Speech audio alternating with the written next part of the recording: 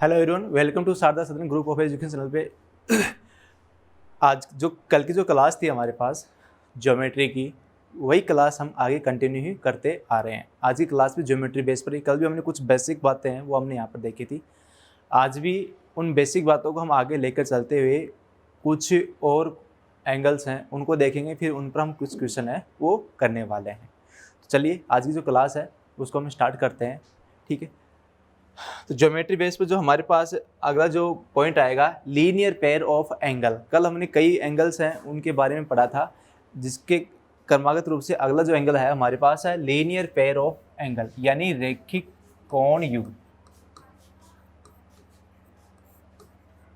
रैखिक युग्म कोण ये क्या होता है, इसके बारे में जानेंगे।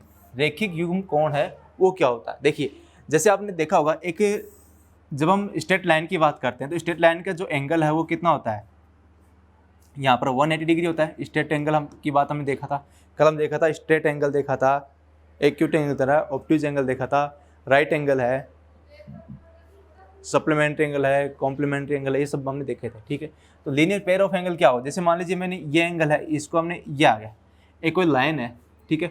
तो हमारे पास मान लीजिए एंगल थीटा है, तो ये कितना हो जाएगा 180 माइनस थीटा हो जाएगा, यानी इन दोनों का जो सम है वो कितना होगा 180 होगा। थीटा प्लस 180 माइनस थीटा का जो दोनों का सम है वो कितना आना चाहिए 180 है वो आएगा, उसको हम बोलते हैं लीनियर पेयर ऑफ एंगल है वो आ गया। क्लियर हो गया आपके पास। यानी कोई भी, जैसे मान लीजिए एक स्ट्रेट लाइन है या ऐसी कोई लाइन है और ये कोण आ गया, तो हमारे पास क्या होगा, देखो ये वाला जो एंगल है 180 होगा, ये वाला एंगल भी कितना होगा 180 होगा, या ऐसे इधर बात करें तो ये भी 180 हो जाएगा और ये भी क्या हो जाएगा 180 हो जाएगा, ठीक है। अगर एक एंगल दे तो उसको 180 से माइनस करके दूसरा एंगल है वो निकाल सकते हैं, ठीक है ना। जैसे सपोज मान लीजिए आपके पास कह रखा है ये एंगल आपके पास दे रखा है 70 डिग्री है, तो क्या हमें ये एंगल निकाल सकते हैं क्या, इस एंगल को हम आसानी से निकाल सकते हैं। ये क्या होगा, लीनियर पेयर ऑफ एंगल है वो हो गया हमारे पास। तो 180 में से 70 घटाएंगे तो ये कितना होगा 110 डिग्री है वो हमारे पास आ जाएगा। क्लियर यहाँ तक। नेक्स्ट देखते हैं यहाँ पर, देखो अगर vertically opposite angle, vertical opposite angle क्या होता है, जिसको हम बोलते हैं शीर्षाभिमुख कोण।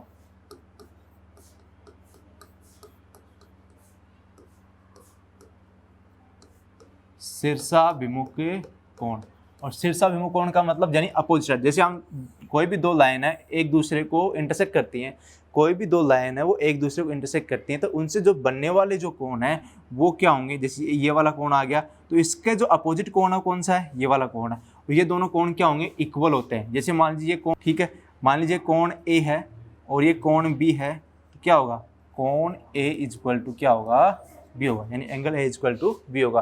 तो वर्टिकल अपोजिट एंगल कितना होगा शीर्षाभिमुख कोण, यानी आमने सामने जो कोण है वो हमेशा क्या होते हैं इक्वल होते हैं, तो इसको बोल रहे हैं वर्टिकल अपोजिट एंगल।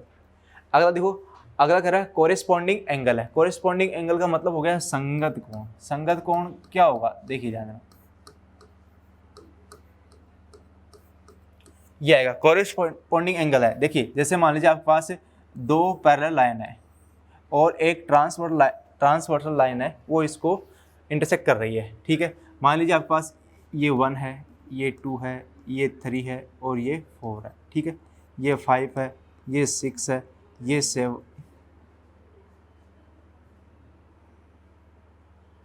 ये 6 हो गया, ये 7 हो गया और ये 8 हो गया, ऐसा समझिए। ऐसे आपके पास एंगल दे रखे हैं, इसी कंटिन्यू। अब हमें कह रखा है संगत कोण यानी कोरेस्पॉन्डिंग एंगल है वो क्या होगा। कोरेस्पॉन्डिंग एंगल का मतलब है कि जैसे मान लीजिए ये कोण 1 है तो 1 के इक्वल टू, यानी इंटीरियर नहीं लेना हमें, यानी ये आ गया, जैसे ये वाला एंगल है इसके अपोजिट साइड में यानी बाहर की साइड में इसी बेस पर सेम एंगल बनेगा तो वो अपोजिट हो जाएगा, तो क्या 1 इक्वल टू क्या हो जाएगा कोण 5। ये क्या आ जाएगा, ये होगा कोरेस्पॉन्डिंग एंगल है 1 इक्वल टू 5। जैसे ये वाला कोण हो गया, इसके अंदर वाला नहीं लेना है, अपोजिट साइड में जैसे एक और पैरेलल लाइन है उसका जो एंगल है वो लेना आपके पास, ये आ जाएगा, ठीक है। इसको बोलते हैं हम यहाँ पर क्या है संगत कोण। अब क्या ऐसा और कोई भी कोण बन रहे हैं क्या, ठीक है बन रहे हैं, तो बनेगा कोण 4 इक्वल टू कोण 8, ऐसा आ गया कोण 4 इज इक्वल टू क्या हो जाएगा कोण 8। क्या और ऐसा बन रहा है क्या, बन रहा है कोण 3 इज इक्वल टू कोण 7, यह आएगा कोण 3 इज इक्वल टू कोण 7। इस बार कोण 2 इज इक्वल टू कोण 6, यह आ जाए, ठीक है। 1 इज इक्वल टू 5 आ गया, 4 इक्वल टू 8 आ गया, 3 इक्वल टू 7 है, 2 इक्वल टू 6 आ गया। ये सभी के सभी कैसे हैं, कोरिस्पॉन्डिंग एंगल है। क्लियर, यहाँ तक ऐसे समझ में आ गया होगा कोरिस्पॉन्डिंग एंगल है वो क्या होता है। नेक्स्ट देखते हैं यहाँ पर अगला कह रखा है अल्टरनेट एंगल। अल्टरनेट एंगल का मतलब होता है एकांतर कोण।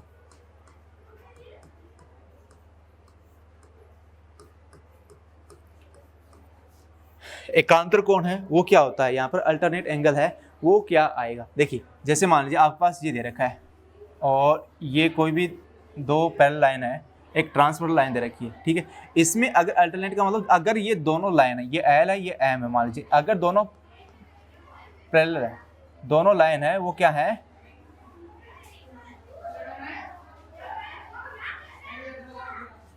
दोनों लाइनें हैं वो समांतर हैं या पैरेलल है, ठीक है। तो ध्यान तभी इनके मध्य आपके पास क्या हो, अल्टरनेट एंगल आएगा। देखो जैसे मान लीजिए 1 हो गया, ये 2 हो गया, ये 3 हो गया, ये 4 हो गया, इसी प्रकार ये 5, ये 6, ये 7 और ये 8 आ गया। तो क्या कहना है, पैरेलल एंगल कौन कौन सा होगा। आपके पास अगर जेड की जैसी आकृति बन रही है, जेड की आकृति है यदि आपके पास बन रही है तो उसको हम पैरेलल बोलेंगे। देखो ये आकृति है, ये क्या बन रही है, एक जेड बना रहा है क्या, तो इसका कौन सा है, ये जो अपोजिट है कॉर्नर जो कोण होंगे उनको हम क्या बोलेंगे, अल्टरनेट एंगल है बोलेंगे या एकांतर कोण बोलेंगे। क्या होगा, कोण 3 equal to 5, angle 3 equal to angle 5 है वो हमारे पास आएगा। सेम देखें तो आप देखो ये है वो आपके पास क्या बन रही है, एक जेड के फॉर्म में बन रही है, ये है, इसको अगर बनाएं तो ये क्या बन रही है आपके पास, एक जेड बन रहा है। तो ये जो एंगल है और ये एंगल है वो भी क्या होगा, इक्वल होगा, यानी कोण 2 इक्वल टू कोण 8, ये हमारे पास आ जाए। इसको बोलते हैं अल्टरनेट एंगल, एकांतर कोण। वो समझ गए इस तरह से आप, ठीक है। अगर अगला आ रहा है कंसेस्टिव इंटीरियर एंगल्स, इसका मतलब क्या होगा, आंतरिक कोण।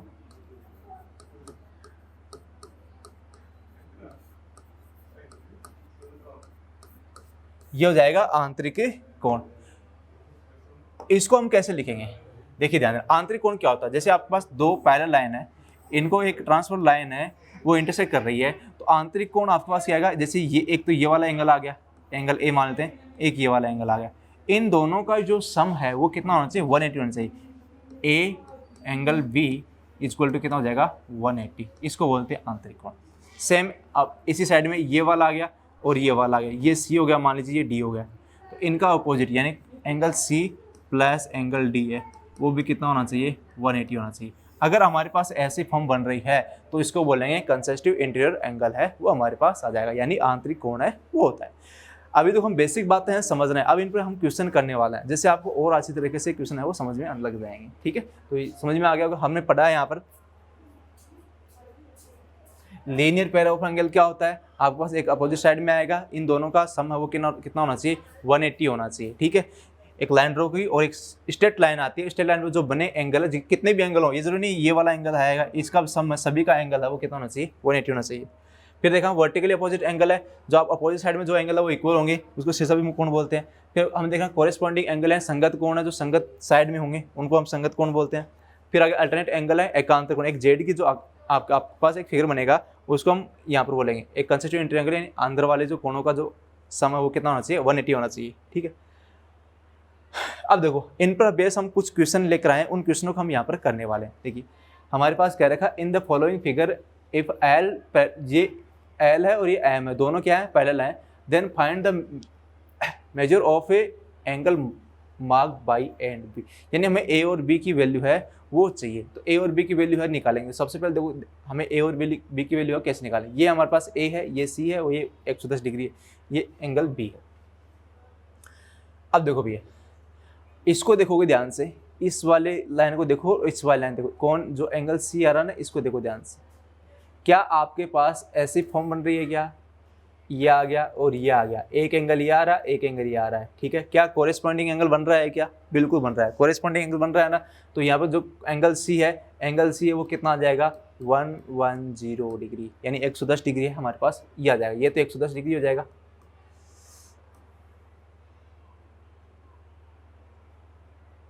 ये हो गया, ठीक है। ये सी है वो हमारे पास आ गया। अब हमें चाहिए ए चाहिए। अब देखो क्या आपके पास लीनियर पेयर एंगल बन रहा है, क्या लीनियर पेयर एंगल आ गया हमारे पास, यानी ये 1 110 डिग्री है तो टोटल एंगल कितना हो गया 180 हो गया क्या, यानी 180 में से 110 घटाएंगे तो हमारे पास कितना आ गया 70 डिग्री। तो ए की जो वैल्यू है वो कितनी आ गई 70 डिग्री आ गई, ये आ गया भाई ए की जो वैल्यू वो कितनी आ गई 70 डिग्री। तो देखो अब आप अगर ऑप्शन से चेक करोगे तो ए का 90 है तो नहीं आएगा, बी ए 55 नहीं आएगा, ए 60 नहीं आएगा, तो हमारे पास ऑप्शन कितना है सी है वो क्या आएगा राइट आंसर आ जाएगा, ए 70 डिग्री है वो आ जाएगा। तो ये तो हो गया। अब हमें अगर ये तो ऑप्शन से पता चल गया हमारे पास है कि बी का ऑप्शन कितना 110 है, तो 110 आया कैसे उसको भी हम चेक करते हैं। ध्यान देना जब हम ट्राइंगल की बात करते हैं ना, ये एक ट्राइंगल बन रहा है आपके पास, और ट्राइंगल में क्या है इन दोनों का जो सम है ना वो इसके बराबर होता है। तो हमारे पास कितना आ रहा है 40 और 70, 40 डिग्री प्लस 70 डिग्री है वो इक्वल टू कितना होगा बी, यानी कितना हो गया 110 डिग्री इक्वल टू कितना जाएगा बी। तो बी की वैल्यू है वो कितनी आ गई 110 डिग्री है। देखो आपने पढ़ा होगा ये किया आ गया और एक किया आ गया, एक ट्राइंगल है, ये ट्राइंगल बन गया हमारे पास, ठीक है। और इसके अंदर ये वाला एंगल और ये वाला एंगल इन दोनों का सम है ना ये वाला होता है, हमेशा ध्यान देना। ए ये बी है और ये सी है, तो क्या होगा ए प्लस बी इक्वल टू सी, ये हमारे पास आएगा, ठीक है। ये हमेशा ध्यान रखना आपको, ए प्लस बी इक्वल टू सी, तो हमारे पास आ गया। ये आपके पास ऐसा से सीजीएल में आया हुआ क्वेश्चन है, ऐसा से सीजीएल में आपके पास ऐसा क्वेश्चन है वो पूछा गया। क्लियर है यहाँ तक, ठीक है। अब देखते हैं आगे। नेक्स्ट जो क्वेश्चन है वो कह रखा है, देखो in the given figure find x, हमें अक्स है वो यहाँ पर फाइंड करना है, ठीक है। हमें अक्स डिग्री दिखा है, ये दे रखा है 105 डिग्री, ये दे रखा है 45 डिग्री है, और तो हमें अक्स के जो वैल्यू है वो ज्ञात करें। बताओ कैसे कर सकते हैं। आपको भी अगर लगे तो कमेंट, अगर आप किसी और अन्य मेथड से निकाल सकते हो तो उसको कमेंट करके ज़रूर बताएं कि इस मेथड से हम इसको कर सकते हैं। देखिए ध्यान देना, अभी हमने देखा था कि एक लाइन ये है और एक लाइन ये है, अगर इसको एक इंटरसेक्ट कर रही है, इसको ट्रांसवर्सल, ये ट्रांसवर्सल लाइन है, इसको इंटरसेक्ट कर रही है, तो ये वाला जो एंगल है और ये वाला जो एंगल है वो क्या होंगे इक्वल होंगे, यानी कोरिस्पॉन्डिंग एंगल है, इनको क्या बोलेंगे हम कोरिस्पॉन्डिंग एंगल है, ठीक है। तो आप देखोगे ये 45 है और तो ये भी कितना हो जाएगा 45 हो जाएगा, क्या ये एंगल भी कितना हो जाएगा 45 डिग्री है वो हो जाएगा। क्लियर यहाँ तक। अगर ये 45 है, अभी हमने देखा था कि इन दोनों का सम है वो क्या होगा बार वाला एंगल हो जाएगा, ठीक है। इन दोनों का सम वो कितना हो जाएगा बार वाला, तो यानी कितना हो गया x plus 45 degree equal to 105 degree, यहाँ पर आ जाएगा हमारे पास, ठीक है। तो अक्स का जो वैल्यू है वो हम निकाल सकते हैं, कितना आएगा 105 डिग्री माइनस 45, तो हमारे पास कितना आ जाएगा भाई 60 डिग्री है वो ये एंगल आ जाएगा। तो अक्स की जो वैल्यू है वो कितनी आ जाएगी 60 डिग्री, ठीक है। तो एंगल है वो कितना आ जाएगा 60 डिग्री आ जाएगा। कैसे किया, क्या गया आपको देखना है कि सबसे पहले यहाँ पर 45 डिग्री है तो ये भी 45 क्यों हुआ, क्योंकि कोरेस्पॉन्डिंग एंगल है, कोरेस्पॉन्डिंग एंगल हो गया, तो ये 45 ये 45। अब इन दोनों का जो सम है ना वो बार वाला कौन होगा, तो इन दोनों का सम वाला। एकदम से आसान से क्वेश्चन, ये सभी क्वेश्चन है वो एसएससी के अंदर आए हुए क्वेश्चन है, वही क्वेश्चन हम आपके सामने लेकर आए हैं, ठीक है। अगला देखते हैं, अगला जो क्वेश्चन है वो हमारे पास क्या है, देखो ये आ रहा find the value of A plus B है, हमें ए प्लस बी की है वो वैल्यू है वो चाहिए। देखिए जाना, अब यहाँ से देखना, देखिए एक बात है उसको समझना, ठीक है। ध्यान देना, इसको बोलते हैं एरो कॉन्सेप्ट।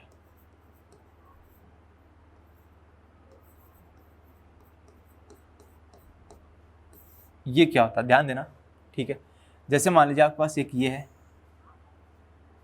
और एक ये आ गया,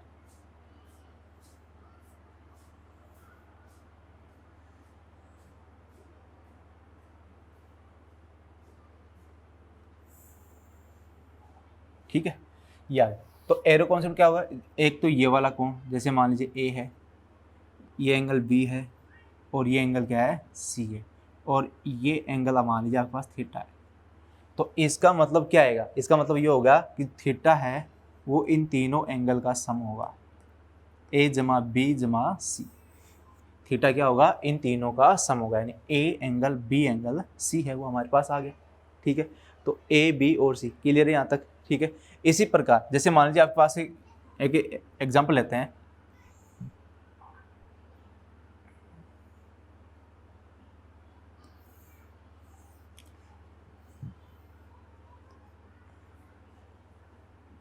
ये आ गया, मान लीजिए आपके पास इधर रहेगा 130 डिग्री, ये 20 डिग्री, ये ए दिया हुआ है और ये दे रखा है 70 डिग्री। हमसे पूछा ए है वो कितना होगा, तो क्या करेंगे 130, थीटा की वैल्यू कितनी है 130 आ गया, और equal to 20 plus A plus 70। तो ए की वैल्यू है हम निकाल सकते हैं 130 में से 90 घटाएंगे तो ए की वैल्यू कितनी आ जाएगी 40। ये आ जाएगा।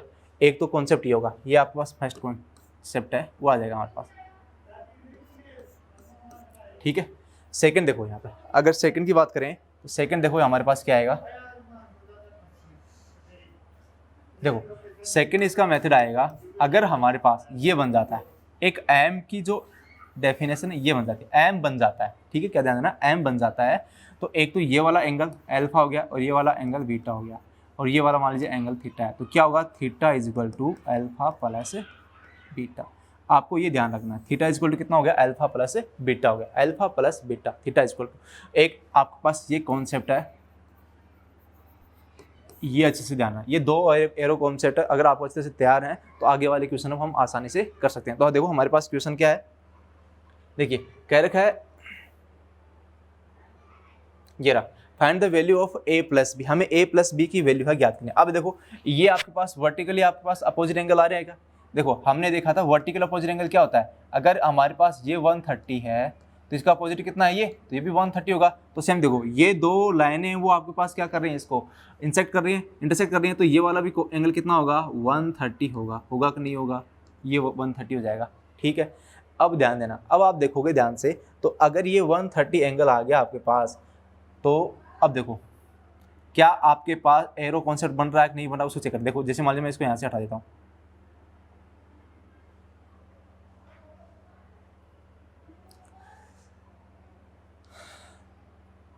इसको जैसे आप जैसे यहाँ से हटाओगे,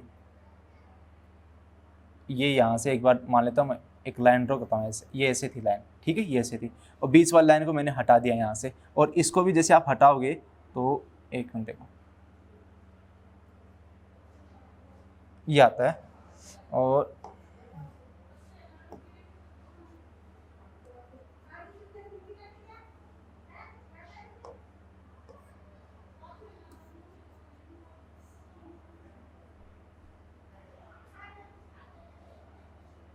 एक बार के लिए मैं ऐसा करता हूँ इसको, ठीक है, एक बार के लिए मैंने इसको ऐसा बना दिया, ये आ गया, ठीक है। अब देखोगे क्या आपके पास एरो कॉन्सेप्ट बन रहा है क्या, ध्यान देना क्या था, देखो ऐसा बन रहा है क्या, ये वाला एंगल ये एंगल आ गया, ठीक है। तो सेम देखो 130 वो किसके बराबर होगा 130 हो जाएगा, 130 इज इक्वल टू, अच्छा एक बात और देखनी है इसके अंदर, जो हमारे पास ये एंगल आया था, ये वाला एंगल था और ये वाला एंगल था, हमें इसके बारे में पता होना चाहिए कि ये एंगल है वो कितना आ जाएगा, ठीक है। तो ये है, ये कितना था 130 था, तो इसके अपोजिट डायरेक्शन में हमारे पास, अच्छा a प्लस बी है वो पूछा है, तो a प्लस बी ये कितना हो जाएगा, ये 50 डिग्री आ जाएगा, ठीक है, ये आ जाएगा। कैसे है, अब आप देखोगे 130 के अपोजिट ये एक क्वाड्रिलेटरल बन रहा है, तो इसके अपोजिट कितना होगा 50 हो जाएगा, 180 दोनों का सम कितना होता है 180 होता है, ठीक है। अब देखो तो क्या बनेगा 130 is equal to a plus 50 और प्लस b आ गया, तो a plus b is equal to कितना आ गया 130 माइनस 50, तो यानी कितना एंगल आ जाएगा 80 डिग्री, यानी a प्लस बी की जो वैल्यू है वो कितनी आ गई है 80 डिग्री है, तो हमारे पास 80 डिग्री है, इसका क्या आ जाएगा आंसर आ जाएगा। कॉन्सेप्ट क्लियर हो गया आपका अच्छे से, क्या बनाया था। अब इसको ऐसे बनाए तो देखो ये ऐसा बन गया, फिर ऐसा बन गया हमारे पास, फिर ये आ गया और फिर ये आ गया, ऐसा बन गया, और तो ये कितना हो गया 130 हो गया, ये एंगल ए हो गया, ये एंगल कितना हो गया 50 हो गया, और ये एंगल हो गया बी, तो तीनों का सम कितना 130 है, देखो तीनों का सम 130 आ गया क्या, फिर हमें a प्लस बी की वैल्यू ही चाहिए, a प्लस बी की वैल्यू चाहिए, तो 130 में से 50 घटाएंगे तो कितना है 80 डिग्री है, 80 डिग्री आपके पास इसका आंसर है वो हो जाएगा। क्लियर है यहाँ तक, ठीक है ना। तो देखो ऐसे आगे देखते हैं, अगला देखो इन द फिगर, ये आप देखा ए बी और ये ए बी है और ये क्या दोनों क्या है पैरेलल है, ठीक है। हमें एक्स की वैल्यू ज्ञात करनी है, तो हमें क्या देखना है, हमें जो रूल एरो कॉन्सेप्ट देखा था सेकंड वाला देखा था, उसमें क्या किया था, हमारे पास ऐसी फिगर बना था, इन दोनों का सम है, यानी ये थीटा है, ये अल्फा है और ये बीटा है, तो थीटा इज इक्वल टू कितना हो गया, अल्फा प्लस बीटा हो गया। तो सेम इसी प्रकार रहेगा। तो अंदर वाला लेना है, आपके पास ये वाला एंगल चाहिए, तो ये वाला एंगल कितना होगा, ये क्या होगा, लीनियर पेयर ऑफ एंगल हो गया क्या, ठीक है। तो यानी ये कितना होगा, इन दोनों का सम कितना होगा 180, तो 180 एक्स का टाइम कितना बचेगा 70 डिग्री आ गया। तो 70 डिग्री इन दोनों के सम के बराबर होगा। नहीं देखो थीटा है वो alpha plus beta, alpha plus beta, तो कितना आएगा 2x plus 15 degree is equal to 70 plus 35, ये आ जाएगा। हमें x की वैल्यू पूछी है, तो 15 डिग्री को भी इधर ले आओ, तो 2x बराबर 70 और 35 जोड़ेंगे कितने जाएंगे 105 प्लस 15, ये आ जाएंगे 120, ठीक है। तो x की जो वैल्यू है वो हमारे पास आ जाएगी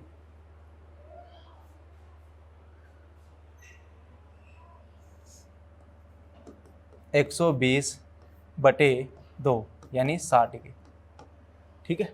देखो भाई ये 110 है यहाँ पर, ये कितना आ गया 70 आ गया, ये आ गया 70 और 35 है वो कितना हो सकता है, कितना हो जाएगा 105 हो गया, 105 हो गया, 2 सॉरी ये माइनस आएगा, यहाँ पर प्लस नहीं आएगा, क्या आएगा ये माइनस आएगा। तो हम इसको माइनस करेंगे, तो माइनस करेंगे तो कितना आ जाएगा 90 आ जाएगा, और 90 में हम 2 का भाग लगाएंगे तो कितना आ जाएगा 45 डिग्री। तभी मैं देखूँगी गलत कैसे हो गया, 45 डिग्री है वो हमारे पास भी ऑप्शन नहीं मिल रहा था, तो ए है वो इसका क्या हो जाएगा राइट आंसर हो जाएगा। क्लियर, यहाँ तक अच्छे से समझ में आ रहा होगा। इस प्रकार के क्वेश्चन है वो, ये सारे के सारे क्वेश्चन है आपको एसएससी के अंदर मिलने वाले हैं, एसएससी जेल हो, MTS SHO, इस प्रकार के एग्जाम में आए हुए क्वेश्चन है। अगला देखो, अगला भी कह रहा है find the value of x, इसमें भी वैल्यू ऑफ x पूछा है। अब देखो क्या करती है, हमारे पास m चाहिए, क्या चाहिए m चाहिए, तो m ऐसा इधर बन रहा है ना भाई, m बन रहा है तो इधर इस साइड में बनेगा। तो आप देखो क्या ये रेखिक क्यों बन रहा है क्या, तो आप देखो रेखिक क्यों बन रहा है, यानी 133 को 180 में से माइनस करेंगे तो हमारे पास कितना आ जाएगा 47 डिग्री आ गया क्या, तो ये एंगल है वो कितना डिग्री आ जाएगा 47 डिग्री। इसी प्रकार ये वाला डिग्री आ रही, तो 180 में से 143 है वो माइनस कर दें तो कितना बचेगा 37 डिग्री है वो हमारे पास आ जाएगा, ठीक है। अब क्या होगा, इन दोनों का सम होगा x के बराबर होगा, तो क्या लिखेंगे x is equal to 47 plus 37, ठीक है मेरे भाई, आपके पास इस तरह जाएगा, ठीक है। तो आप लिखोगे x इज इक्वल टू, इनको जोड़ोगे 7 और 7 कितने 14, 4 और 3 7 और 1 कितने हो जाएंगे 8, यानी 84 डिग्री है वो हमारे पास इसका आंसर आ जाए। एकदम से आसान, अगर आपके पास कॉन्सेप्ट क्लियर है तो ऐसे क्वेश्चनों को आप चुटकियों में निकाल सकते हो। तो इसका आ जाएगा D4 देवसेना है वो इसका आंसर हो जाएगा। तो ऐसे क्वेश्चनों को हम आसान तरीके से आसान भाषा में हम सीख रहे हैं, करते आ रहे हैं, ठीक है। तो कॉन्सेप्ट है वो आपको क्लियर हुआ होगा। इसी प्रकार के क्वेश्चन है वो आगे और ऐसे क्वेश्चन है मिलते रहेंगे, ठीक है। अब जैसे हमने यहाँ पर क्या पढ़ा था, हमने सबसे पहले लाइन, पॉइंट, एंगल है, ठीक है, इनके बारे में पढ़ा है। अब अगला जो टॉपिक आएगा वो ट्राइंगल के बारे में आएगा, तो अगला जो टॉपिक है उसको ट्राइंगल के बारे में पढ़ने वाले हैं, ठीक है। तो इस वीडियो को ज़्यादा से ज़्यादा शेयर करो सभी के साथ, इस वीडियो सभी के लिए यही यूजफुल वीडियो है। Thank you.